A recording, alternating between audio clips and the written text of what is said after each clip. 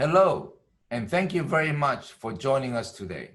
I'm Augustine Choi, Dean of Weill Cornell Medicine, and I'm pleased to present to you our Weill Cornell Medicine Insights webinar series. Each webinar is a lively and interactive discussion with distinguished Weill Cornell faculty members who are experts in a range of important topics during these extraordinary times. Each of us has faced our own unique challenges over these last few months, and our hope is that this series can help us continue to stay connected and informed. Today's webinar is COVID clinical trials, antibodies, immunity, and vaccine development. And we have a remarkable panel of experts for you, all of whom are authorities in their respective fields. Dr. Roy Gulick, Dr. Marshall Glesby, and Dr. Kristen Marks. They'll be joined by a moderator, Dr. Carl Nathan, Chairman of Microbiology and Immunology. Thank you very much again for joining us today. We appreciate your time, your support, and all you do for Weill Cornell Medicine. Now, I'll hand you over to your moderator, Dr. Carl Nathan, to get things started. Welcome, everyone. Thank you for joining us in this discussion of COVID clinical trials, antibodies, immunity, and vaccines. I'm Carl Nathan, Chairman of the Department of Microbiology and Immunology at Weill Cornell. And it's a real privilege for me to share this discussion with three people I admire very, very much. Trip is the co-chair of National Institutes of Health's COVID Treatment Guidelines panel, and he's the chair of Weill Cornell Medicine's Clinical Trials Task Force. He's joined by Professor Marshall Glesby, who's associate chief of the division. Marshall has conducted a trial of a drug called sarilumab, and he's launching a trial of a therapy called based on convalescent plasma. And we'll hear more about both of those in a minute. And Associate Professor Kristen Marks, who likewise has conducted a trial of an antiviral, remdesivir, and is beginning a very exciting trial of a vaccine produced by Moderna. And we'll hear about those as well. So I understand there's a very large audience, and so we prefer this as a completely open discussion, but in the interest of efficiency, we've decided I will ask the questions for about half the session. But please keep your questions ready. In fact, it would be better if you write them down, keep them handy. And at 35 minutes in, we'll open the chat room, and please post your questions then, and we'll try to address them at that time. Now, this is a new disease, and that, of course, is the biggest challenge in trying to cope with it. But there are three other challenges I just want to tick off at the beginning to set the framework. One is that the approaches are different for prevention, and they overlap to an extent, but not completely with those for treatment. And not only that, but when you get into treatment, the approaches that are appropriate may be completely different for treating early mild disease, trying to prevent progression, or for treating later disease that's more severe. And immunity plays a big part in this. And so the second complication in this discussion is that we want to promote immunity to it, but there are times when we want to suppress aspects of immunity as well. When we're dealing with immunity, there are two different forms of it, passive and active, and we'll talk about that. But let's jump in with the big question: how do you conduct a clinical trial in the midst of a pandemic? Now, back in April, my phone lit up, my email inbox filled up. Just about everybody I ever knew had an idea how Weill Cornell Medicine could test a good idea for COVID. And in fact, now there are over 2,000 registered clinical trials worldwide. So let me throw the first question, maybe it's the hardest one of all, to Trip. Dr. Gulick, of all the suggestions that have flooded into Weill Cornell Medicine for what to try, how have you sorted through that? Carl, I'm actually going to take a step back and say that COVID-19 really posed an enormous challenge to us here at Weill Cornell on many levels. And people may remember the first case of COVID-19 was reported in New York State March 1st, and the first case at our institution March 5th. By the second week in April, we had close to 500 patients hospitalized with COVID-19 here at Weill Cornell, and over 200 of them were on ventilators, on respirators. This was an incredibly ill group of people, and the basic approach to care for those patients was supportive, meaning we treated their fevers with Tylenol or non-steroidal anti-inflammatories, and we gave them oxygen, including respirators. We had no effective treatments at all. And so early on, the sheer number of people was quite overwhelming from a clinical point of view. We rapidly expanded our infectious disease team from 2 teams to 6, simply to accommodate all the patients that we had. And the question came up early, what can we possibly do to help people? With no available drugs at all, we turned to research early on. And Christy Marks, who's right here, suggested very early on, let's convene a group of people and let's see what's out there. Let's try to assess all the available possibilities to test drugs that people are thinking about, and let's go with the most promising ones. And so we formed a small group. We met in a conference room on a Friday afternoon, and we kind of shared thoughts about which studies we thought were the most promising and could really help our patients. Really quickly, we mobilized to try to do that. And both my colleagues here, Christy Marks and Marshall Glesby, really did everything they could to make sure that we had the most cutting-edge trials of drugs here at Weill Cornell. As you said, we got suggestions from all over the medical center and actually all over the country about different compounds that people wanted to try, that they thought had promise for patients with COVID-19, and we had to sort through that. My chairman of medicine, Tony Hollenberg, asked to put together a task force to assess all the ideas and come up with the most promising as well. And we had input not only from infectious diseases, but from pulmonary critical care, rheumatology, all kinds of other fields. And we met as a group twice a week to really sort through everything and get everybody involved. It was a tremendous effort. And I will say that usually the tempo of clinical research is thoughtful and slow and reflective, and you go through the process of getting institutional review board, ethics committee approval, and the contracting. I can tell you that here at Weill Cornell, we had an enormous commitment to put everything on hyperspeed. Everything went incredibly quickly. So from the time that we received a protocol to the time we could enroll the first patient, in some cases was as short as a week. That's really unprecedented, has never happened before. Trip, isn't it the case that I sent you a couple of ideas what to try, and the most recent was about 2 hours ago? Yes, I'm still looking at that, Carl, but I'll get back to it. So tell us a little bit about what it's like to conduct a clinical trial while your hospital is overwhelmed with very, very sick people with a contagious disease. I think both Christy and Marshall would be great to speak on that. They were right in the thick of it. Christy, maybe you want to start. What was it like to actually approach patients about investigational therapies when they were so sick themselves? For me, it was a new experience. Although I've been doing clinical trials for a long time, I hadn't been approaching people who were so critically ill at the time where they were having to make these decisions about whether to also participate in research. Usually you talk to people, they have quite a bit of time to mull it over. But obviously, time was of the essence for sick patients with COVID. And the other difference that was often, their family members weren't there with them. At that point, family members weren't allowed in the hospital. So often it was kind of using technology to call, daughters, siblings, their uncle who's a doctor, things like that to help them make the decisions that, were often, when you're not feeling your best, challenging to even make it all. So that part, I just am incredibly moved by the bravery of the participants, and that people were willing to participate in research at such a critical time.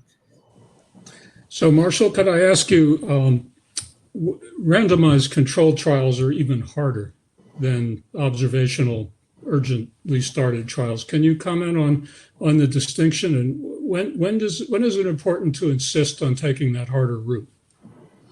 That's a great question, Carl. Observational studies refer to just really looking at how people do if they get a certain intervention.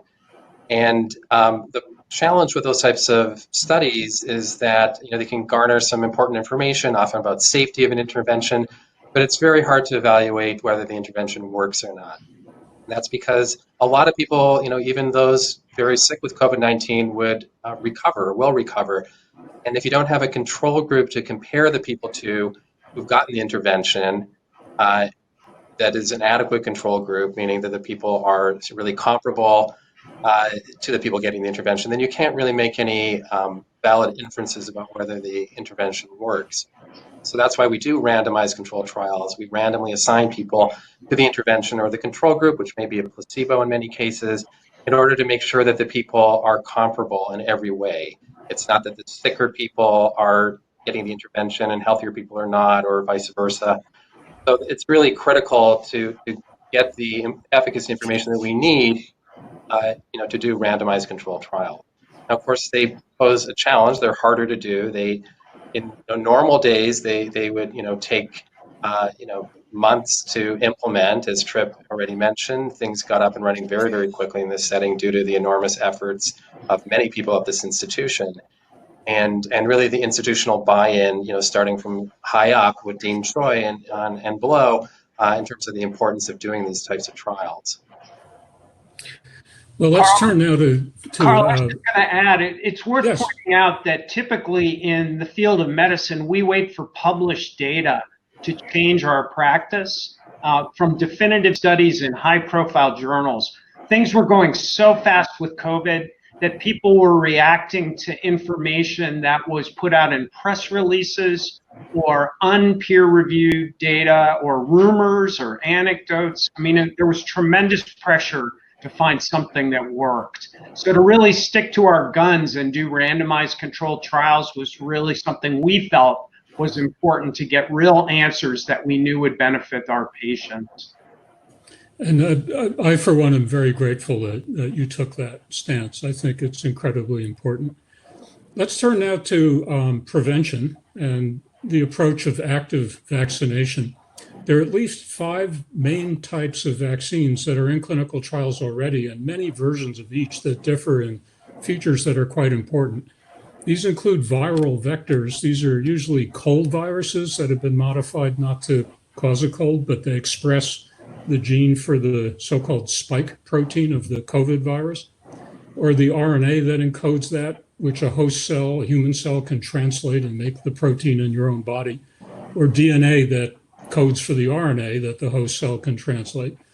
Some of them are purified recombinant S protein or parts of it, and some of them are the virus itself can be attenuated or can be virulent but inactivated, dead. So back to you, Dr. Gulick. What do we want to achieve with these vaccines? What's the goal?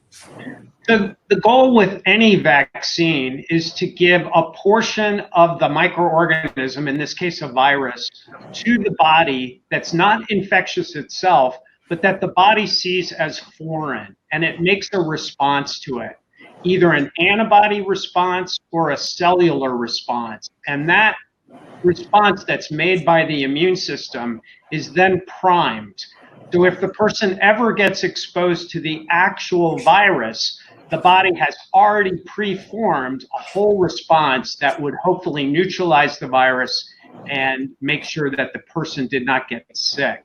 So that's what's going on with COVID, like other vaccines that people know well, that we've had for years. What we're trying to do is stimulate the immune system and to make an effective immune response. So what's the scorecard so far in terms of immunogenicity and safety and results in non-human primates? There are many animal models, but those are the most relevant. There's a lot of excitement and a lot of need out there for a COVID vaccine. There's been more than 100, perhaps more than 200 candidate vaccines that have been identified And some of these have made it to the earliest stages of human study. We call those phase 1 studies. Those are the first in human. And the goal of those studies is simply to establish that it's a safe thing to do, to inject whatever piece of the virus into a human body to make sure that's a safe thing. The next step is phase 2, and that's where we look at that immune response. Is the person's immune system responding to that injection? Are they making an immune response to it? So safety first, immune response second, and then what we're finally getting up to right here at Weill Cornell is phase 3. And that's where you figure out, is it effective? Did the immune response that was formed by the injection, by the vaccine, actually protect against the disease? And we're pretty excited to get started here. And Christy Marks is leading the effort here at Weill Cornell. Very good. So my own reading of the literature, and there's a flood of it, so it's really hard to keep up. But it sounds like all the boxes are being checked by, at least as far as we can tell from limited reports, by each of the vaccines. They induce antibodies that seem to be neutralizing. They have not produced adverse reactions that we know about as yet. When these antibodies are given to experimental animals, they do seem to protect. They don't seem to cause an adverse reaction. And when non-human primates are infected and spontaneously recover, they're immune to re-challenge, which is very encouraging. So far, so good. But there are a lot of things that differ among these vaccines. Some need a cold chain. Most of them need 2 doses. Some of them are very hard to make in scale. So there are many different parameters that remain to be seen. But I want to go exactly to the point you just introduced and turn to Kristen. Why phase 3? What are you looking for? Why does it have to be randomized, or why should it be? And why are the numbers so large of the patients that are enrolled? Great questions. So the phase 3 study, like Trip mentioned, is looking to see, does the vaccine work? In the case of the trial of the mRNA 1273 or the Moderna vaccine, it's actually looking at, does it prevent illness? So it takes such large numbers because, even though we're in a pandemic, not everyone will be exposed to the vaccine. People have gotten pretty good at protecting themselves from getting infection, although, that's not perfect. It's not everyone in the study will even be exposed to the virus. And then of those exposed, we know many people are asymptomatic and not everyone will get sick. So this study is looking at 30,000 people, 15,000 of which will get vaccine and 15,000 will get a placebo. In this case, it's just simply saline. People will not know what they got. It's important that they're blinded because, they may change their behaviors if they believe they got the vaccine. Similarly, I will not know, or the other study investigators or study staff, what they received, because we don't want our knowledge of that to interpret, to affect or bias our interpretation of their symptoms as we evaluate the safety of it. So it's a double-blinded study, and we will be looking at how well it works as well as safety. And so over time, I just want to also be clear, no one is intentionally being exposed to virus in this study. But we are enriching for populations that if they're exposed, they're more likely to get ill with COVID. So that includes people who are older. We want it at Cornell, we're targeting to enroll 50% who are 65 or older. Patients who are Black or Hispanic, where we know that there's been disproportionate death rates in New York in those groups. And also people who have pre-existing medical conditions like diabetes or heart disease or liver disease. Those are people who will be enrolled preferentially in this study. The inclusion criteria of the study actually mandate that. Well, thank you. That brings up the question. I hate to think about this, but let's say we're lucky enough that the vaccine you're testing or another or many are effective, but supplies are limited at the beginning. And then the question of who should get the vaccine first. So this is something the National Academy of Medicine is considering very carefully in a process that they've gone to great lengths to make inclusive and transparent and public. And they haven't issued their recommendations yet, but I'm sure this is on your mind. And I'd really be interested to hear your thoughts. One view is equitable allocation is based on individual health risks, like factors like you just listed, diabetes, hypertension, and obesity. Or it might be population-based incidence rates, as you also referred to. For example, the higher incidence of severe disease in Black and Hispanic communities. Or it could be occupationally based, like healthcare workers or public transport workers, or residence-based, people in nursing homes, prisons, or military garrisons. How do you think about this issue, which we're hopefully going to face? Right. I really look forward to reading that paper. And, I definitely think priority must be given to those people who get the sickest from the vaccine and or who will have the maximal benefit from it.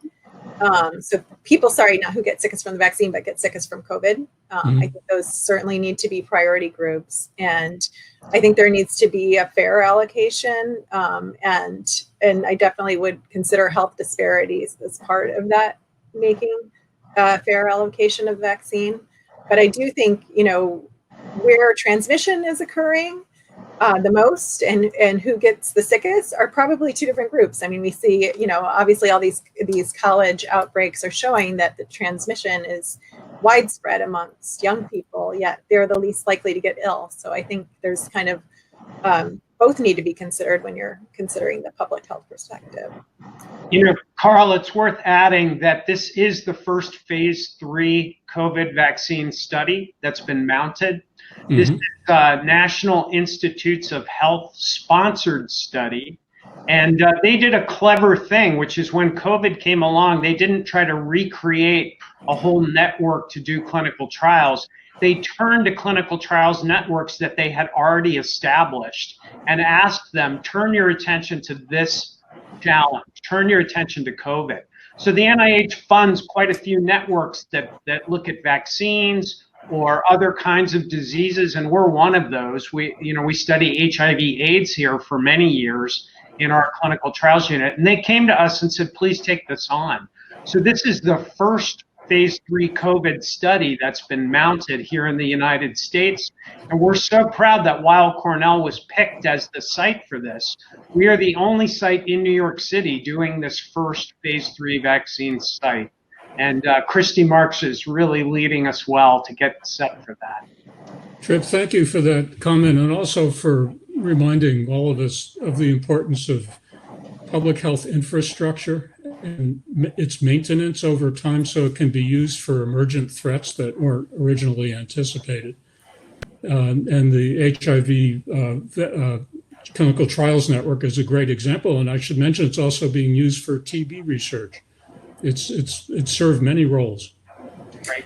I will say a lot of people have reached out even before we were actually enrolling about being volunteers in this study. And if you'd like to do that, it's cctucovid@med.cornell.edu. Maybe we can put that in the chat. But we've had a great response from just, people who are in the Weill Cornell community about volunteering themselves to be in the study. So thank you for that. Well, as promising as that is, it actually leads to my next question, which is for you again, Kristen. What about vaccine hesitancy, particularly among some of the same communities where the need for a vaccine is probably the greatest? Mm-hmm.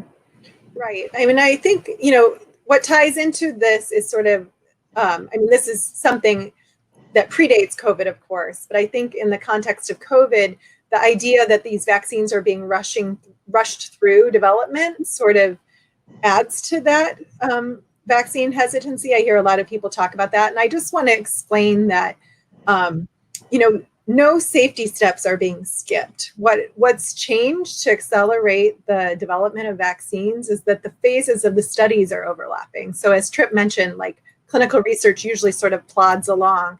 This is one study is being designed and before the other one is finished. So that has kind of accelerated the whole process. And the vaccine is actually being produced before we even know if it works, so that it would be available more quickly. So there's no safety steps being skipped. The safety is actually very, very rigorous in these studies, and will be, for people who participate, they'll be getting weekly calls where we ask about safety and completing e-diaries and things. So we will know everything about this vaccine before it's approved. It's worth adding that the Russian vaccine that everybody heard about a couple weeks ago actually did skip a step. They skipped phase 3 and went right into people. And there were a lot of concerns from the US medical community and many people throughout the world that they should not have skipped that step. We simply don't know if that vaccine works or not. And there's several vaccine studies planned. So actually the Coronavirus Prevention Network, that's another thing people could Google. If you go there, they have a survey you do, and it puts people into a registry of potential volunteers for kind of multiple studies that are coming. So it's a really helpful way for us to recruit patients, and including in those groups that you mentioned that, may not always be easy to find to engage in research. So there's this network, this registry, I think, is a very effective tool for reaching people in sort of all different communities who maybe have never been a research participant before, but are interested in helping with particularly with COVID. And we really consider these people heroes. They're really like equivalent to frontline workers or. Yes. Well, thank you for that. But now a little bit of reality testing. I got my flu shot last year, then I got the flu. And that's not unusual. The flu vaccine, by the way, I got it again today, and I urge everyone to do that. But so that didn't discourage me, the previous year's experience, because I knew that an effective flu vaccine is one that prevents disease in about 50% of people and moderates it in others. So the official cutoff for a COVID vaccine is also around 50%. So even if it works, there may be a lot of people for whom it doesn't work well enough. And that brings us to two more topics if we pick up the pace. One is passive immunization. And I'm going to turn to Marshall to explain about that and for what it is and for whom it might be more appropriate.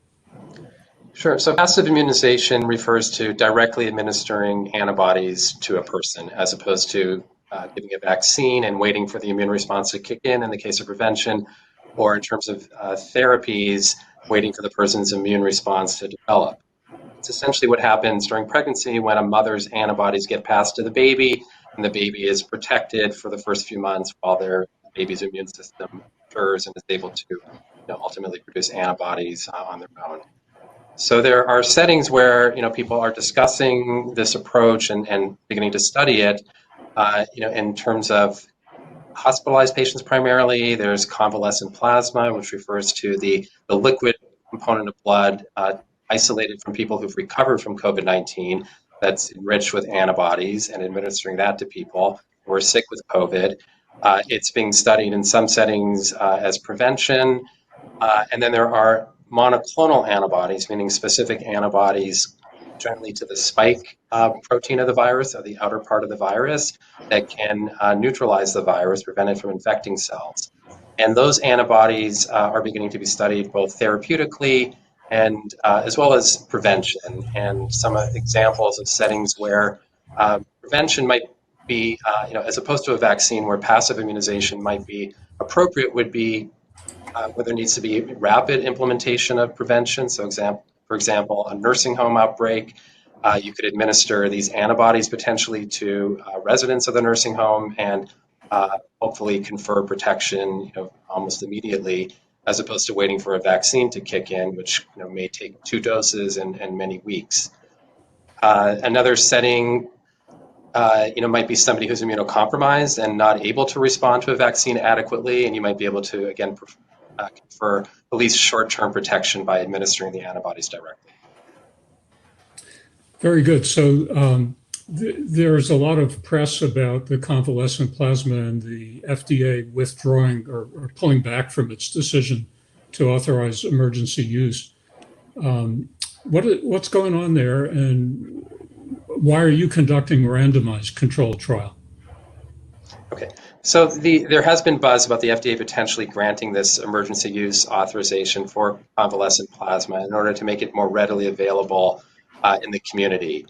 And as of this past week or so, I believe there's around 68,000 people now who've gotten convalescent plasma through an expanded access program that the FDA authorized and really approached the Mayo Clinic to lead. And in that program, everyone gets plasma, and it's been largely in community hospitals, some academic medical centers, but there's no control group. So as we talked about earlier, in order to really determine whether something works, you need that randomized control trial.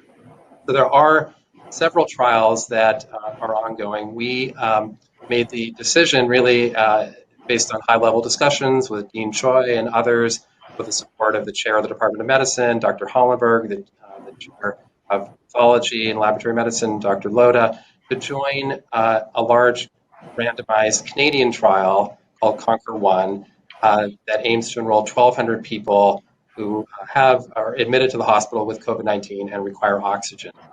And 2 out of 3 people will get convalescent plasma, the other third will just get their routine care. And the idea is to see whether the plasma is actually efficacious at reducing rates of intubation, being put on a ventilator, and improving survival.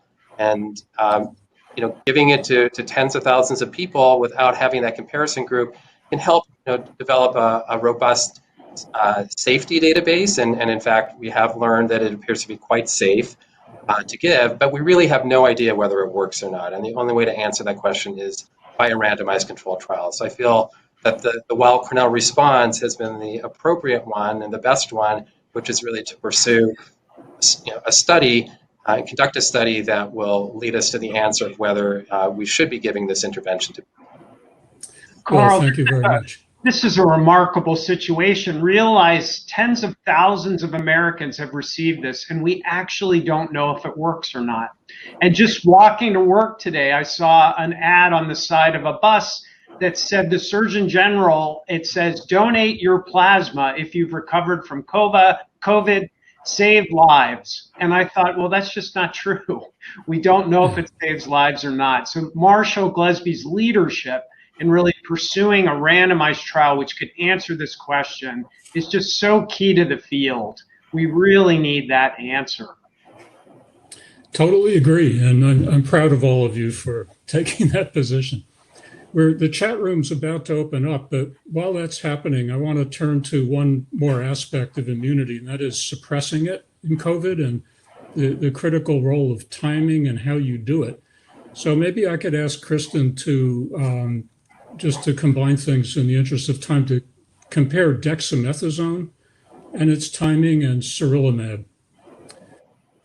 Right. So, I mean, I think, because there's sort of the approach to treating COVID in general was antivirals and also then immunosuppressive therapy. And I think we all believed antivirals would have the biggest effect early on in the treatment. Whereas immunosuppressive therapy, we weren't quite sure of what timing to use, right? You don't want to put an immunosuppressant on and let an infection get out of control if you don't have to. But clearly there was a very severe inflammatory response that was also harming people. So the dexamethasone story, what was found in a well-conducted, well-designed, rapidly conducted, randomized controlled trial was that early on, before people require oxygen, the dexamethasone really doesn't seem to have much benefit, whereas it does benefit people with who are at the point in the disease where they're requiring oxygen. Usually we see that about 7 days into the illness, the people who start to develop, pneumonia severe enough to need oxygen, or respiratory tract infection severe enough to need oxygen. And it also seemed to benefit those people who were so severe that they required mechanical ventilation. I'm going to have to let Marshall address sarilumab since that was his study. Well, actually, I'm going to jump in because we have now questions from the audience, and we should honor those as best we can. There are quite a few. So first comes from Ellen Alexander, who would like you to repeat how to become part of the study. I just indicated they're going to post it in the chat, but the easiest way is to Google Coronavirus Prevention Network. That will add you to a registry that will kind of evaluate, it will give people doing clinical trials information about whether you're a good fit for a particular study. So not everybody's going to be a great fit for the Moderna study, but they may be for the next vaccine study. So it's great to have this registry, which we can keep tapping into for different studies. So that's probably one of the easiest ways. You can also email us directly at cctucovid@med.cornell.edu, and they'll put that one in the chat. Okay, let me direct two questions together to Marshall, one from Leanne Germinder and another one from Ellen Alexander. If you've had COVID and you've recovered, are you protected? And if you have positive antibodies, how long will they last to protect you? And I can comment on that too, if you like. Yeah, can I call a friend? I think we don't really definitively know the answers to certainly the first question. We hope that if someone has had COVID, that they will have some degree of immunity for a period of time. How long that is, I don't think we really know. And the antibody response, depends a little bit on how you measure it, and it may depend on how severe an illness a person has had. And the data I've seen, and Carl, I'm sure you follow this closer than I do, have been a little bit conflicting. I mean, there's some studies that suggest that people who've had more of an asymptomatic or mildly symptomatic course may not have as robust a response in terms of antibodies compared to people who've been sicker with COVID, but that also these antibody responses can wane over the course of weeks. The immune system has some memory, so it's quite likely that re-exposure would generate a memory response, and there'd be rapid production of antibodies. But I'm interested in your opinion on that, Carl. Yeah, thank you, Marshall. That's exactly the point I wanted to weigh in on. It's true. I think the evidence that I've seen is the worst case, the disease you have, the higher antibody level you'll come out with if you recover. But it is transient, but that has been misinterpreted. The antibodies in the blood wane over time. That's perfectly normal, but the memory response lasts. And if you get re-exposed, those titers would go back up again. So I think it's not appropriate to fret over declining antibody levels or compare them at long points of time after recovery to draw any interpretations. Joel Greenberg is asking, when do you think we'll begin to see meaningful results from phase 3 studies? I guess that's for you, Kristen. Right. So it in part depends on, like I said, selecting the right subjects. Although no one is intentionally going to be exposed to SARS-CoV-2, people through, their natural living their life, working their jobs, do get exposed, and some people will get infection. So after roughly 50 to 100 people are infected in the study, they'll take the first look and see if the vaccine was protective or not. And if it's highly protective, at that point, they would move forward to trying to get it approved by the FDA, assuming it's also safe.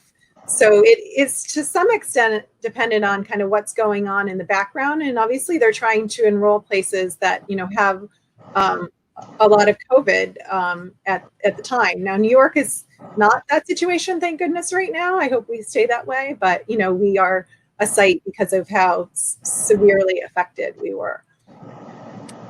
Right, and that relates to a question from Charles Hunt, who says, with low rates, is this a good place for a trial? But we hope it stays low. But with people traveling through New York the way they do, one doesn't know. Has nebulized cortisone been used as an immunosuppressant? Bill Netzer asked that question. I'm not aware of any study that's looked at that particular way of giving a steroid by nebulizer. But the steroid that showed the mortality benefit was given orally, so that reached systemic levels, and that may be really critical We know COVID is not just a disease of the lungs, although that turns out to be the most important early on, but then it can extend to multiple organ systems after that. So I think if I had to guess, I would guess systemic administration of steroids would be more effective. Yeah, and the inhalation is designed to restrict systemic distribution. There's a very important question. We just didn't have time to bring this up as we had planned originally. This is from Carolyn Perkin, Los Arcos. What about a clinic to study those with long-term illness? So people who've recovered by virologic criteria, but they have ongoing symptoms, often for a considerable period. Who wants to take that? I could start. Marshall, you probably can jump in too. Our pulmonary critical care group has a long-standing practice where they see people who had intensive care unit care and then came out of the intensive care unit and recovered. And right now they're seeing people who were in the intensive care unit for COVID and now are recovering. Our neurologists are interested in the long-term complications that people might have, and other people are as well. But I think it's the critical care people who've really led that here at Weill Cornell. Robert Fernholz is asking what's going on with famotidine. I'm not sure any of us knows the answer to that, but Trip, maybe you could take that. So famotidine is the drug that's in the commonly administered medication Pepcid. And there was some intriguing data about this that led to formalized clinical trials that are looking at Pepcid. And you can give that either orally or intravenously. And there are randomized trials going on with that right now to see if it has effects. But we don't have any early answers. Alan Kane asks, how reliable are the antibody tests used by the large commercial labs like Quest and LabCorp? I think there's some variability. I can't speak specifically to those tests, but these types of tests do have some varying, what we call performance characteristics, meaning how accurate they are. And I think I can't resist a plug for the tests that are going on here at Weill Cornell Medicine, New York Presbyterian Hospital.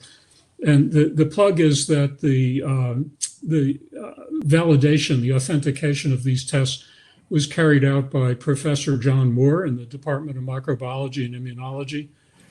So this was a great example of interdepartmental collaboration between the basic scientists and the clinical folks in the hospital clinical pathology lab, Dr. Loda's team. So we're confident in those tests, and it's harder to comment about other tests. Madeline Antonchik is asking how many people were in phase 1 of the Moderna trial. It's now in phase 3. Right. So I think it was around 20 in phase 1. Do you remember, Trip, the exact number? It's small, even though that study made the headline of the New York Times. They reported the early data from that study. The phase 2 had hundreds of people, and the phase 3 will be the thousands. I did see a question about safety that came up of the vaccine that I can address too. So the vaccine is a 2-dose vaccine series, and people do sort of react to the vaccine. So the first dose, most people will have no side effects, but after the second dose in the phase 1 and in some early data I saw from phase 2, people may have some symptoms from the right after they receive the vaccine, maybe for a couple days, probably similar to what you see with flu shots, maybe, or shingles vaccine for people who've had that. The common ones would be things like headache, a little bit of fatigue, a little bit of muscle aches. So that's something I think, to expect. It won't happen in everyone, but I think if you're kind of prepared that could happen, you can plan your next couple days around it and have some, Tylenol or ibuprofen on hand. Make sure you're hydrated, things like that. And Christy, can you say why do people get those side effects? So it's, because the immune system is reacting to the vaccine. So, we don't know that needs to happen to make it effective, but it's we do know that people probably need 2 doses for this vaccine to reach the titer levels we want. So it's potentially a good thing, right? It's showing the immune system is actually reacting to the vaccine and hopefully forming an effective response. Exactly. The other thing people ask a lot is, could there be, if you got the vaccine and then get COVID, could you actually get more severe COVID manifestations? And I will say the early research in animals, as well as the type of immune response we see in humans, does not suggest that will happen, but that's definitely something that will be monitored in real time with the study. And with apologies to our colleague, Jim Bissell, we'll come back to his question if there's time, but I think we ought to focus on questions from people outside the institution. Aside the faculty, excuse me. Roger Geis asks that he points out there's still claims as to the efficacy of low-dose hydroxychloroquine in early COVID. Comments, please. The data are definitive now at all stages of disease, and these are randomized controlled trials, as we've emphasized, that compared hydroxychloroquine to placebo. In hospitalized patients, it made no difference in clinical endpoints. In people with mild COVID who were not admitted to hospitals, it made no difference. And even as prevention, in people who were exposed to COVID or who were not exposed but at risk, it has made no difference in terms of clinical endpoints. This drug does not work. But it does have potentially serious side effects, does it not? It can cause cardiac rhythm changes, and that can be life-threatening in some people. Those are rare, but they can occur. So thank you for such a definitive statement, and it points again to the enormous impact of randomized controlled trials versus observational trials that are small, flawed, and inappropriately used to promote treatment for everyone. It also raises another important complication of working in COVID-19, and that is that it is not immune to politics and popular opinion. And we've had to react to that. It's been an interesting road for sure. Ron Bose asks, what's the status of monoclonal antibodies? So Marshall, do you want to take that? They're being studied. We're not studying them here at the moment at Weill Cornell, although we are participating in a study led locally by Dr. Teresa Evering in our division. That is one of the large National Institutes of Health sponsored trials that's being done through our HIV Clinical Trials Network. It's called a platform trial. So what it'll do is different drugs will kind of go in and out of this large umbrella type of study, depending on whether the drug looks promising or not. So it will start out, be given to a certain number of people compared to placebo. If it looks promising, it will expand and be given to more people. Other drugs may go in and out depending on how they look. So the first thing that will be studied is actually a monoclonal antibody made by Lilly. And we are getting poised to hopefully start that study soon. It's for outpatients who would have to come in for an infusion of the antibody. Yeah, I might just add to that I think there are many reports from the academic community of neutralizing monoclonal antibodies, and often they're shown to protect different experimental animals. In terms of advancing into humans, I think there are at least 5 different companies, and 2 of them are taking a somewhat different approach. One is Regeneron, and the other is Bristol Myers Squibb. In both cases, they're using cocktails of antibodies, more than one, and this is designed where one of them will still neutralize the virus if it has mutated to escape being neutralized by the other. So this is an important difference between monoclonals that are very specific and give the virus an opportunity to get around them, and active vaccination with usually a significant part of the protein, where the immune system doesn't care how many different, what immunologists call epitopes, it makes antibodies too. It can make many, many different antibodies at the same time. Let's see where to turn. There's a question from Lawrence Reese. Why are many local physicians prescribing azithromycin and zinc for COVID-19? So once again, there's been descriptive studies, not formal randomized clinical trials, where azithromycin and or zinc, particularly the combination of the two, has, through anecdotes, been related to improvements in COVID-19. But these are simply not proven therapies. And current guidelines do not suggest using azithromycin or zinc for COVID-19. David Blaustein has an argument with doing randomized controlled trial for convalescent serum. If I understand his question, he's pointing out that the vaccine trials reference their titers to what's seen in patients who are convalescent. And that would seem to validate that the convalescent plasma are a benchmark. I think that's something they do for the sake of comparison, but that doesn't constitute a benchmark. Actually, people are hoping that with the monoclonal antibodies, some of the studies might give different amounts to achieve different titers in people who are very highly exposed, and finally answer the question, what titer do you need to prevent infection? But until that happens, we don't know. And so, would you all agree with that, the clinicians? Yes, that's well said. We absolutely don't know if you develop antibodies to COVID-19 right now, are they protective? We hope that's true, but we simply don't know it.